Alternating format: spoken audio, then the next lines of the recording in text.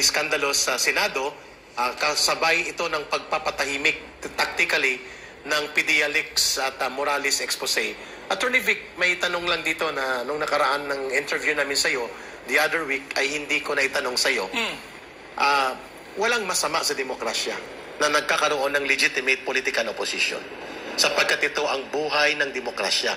May checks and balance. Agree. At mayroong critical participation ng taong bayan at mayroong critical engagement on democratic process of debate. Are you embracing the image of a part of the opposition group and part of a leader identified to the political opposition in the current dispensation of political situation? If advocating for and fighting against the wrong policies and principles of this current administration is being an opposition, then yes, I am an opposition. Yeah. And I would lead all those like-minded individuals in pushing for the protection, upholding and defending the Constitution and opposing consistently ka, Eric. Ang isa sa talagang malapit sa puso ko ay yung ating pagkokontra doon sa tangka na kalikutin yung ating saligang batas. Hindi problema, uulitin ko, marami nagsasabi sa akin, marami ko nakakausap na yung mga sa ordinaryong tao ay malayo daw sa sikmura yung usapin ng charter change.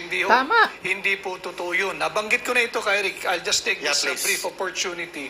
Nabanggit ko ho doon sa ating mga OFW sa Hong Kong and they all agree doon sa aking sinabi na kung may pupunta hurik ako rito o yung mga kamag-anak ninyo sa Pilipinas, ay kinukumbinsing suportahan yung Peking People's Initiative at huwad na charter change. Huwag ho silang papayag, huwag silang papalansi, huwag silang papaloko. Sapagkat kako, kung meron man nagtutulak ng charter change na yan on strictly or purely economic provisions, dahil daw ito ang malaking balakid sa pag-unlad ng Pilipinas, linoloko po tayo noon. Ang hamon ko sa ating mga OFWs, pati yung mga kababayan nating domestic helpers sa Hong Kong, di naman nila kinahiya yung kanilang trabaho eh. Marangal yun eh.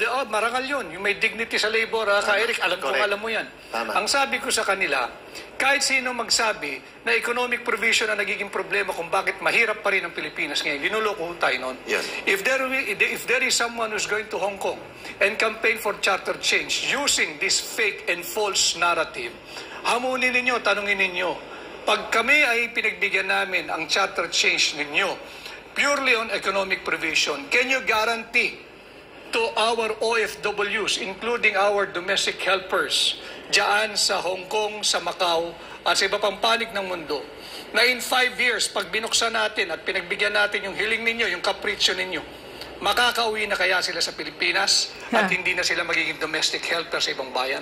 Yun, magandang tanong.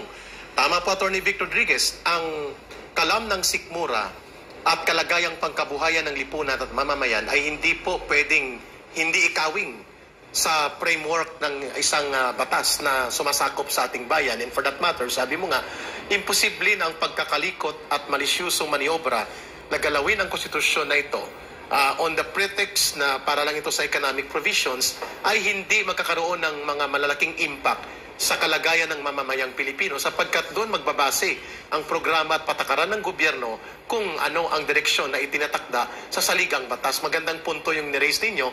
Attorney Vic, before po itong ating talakayan,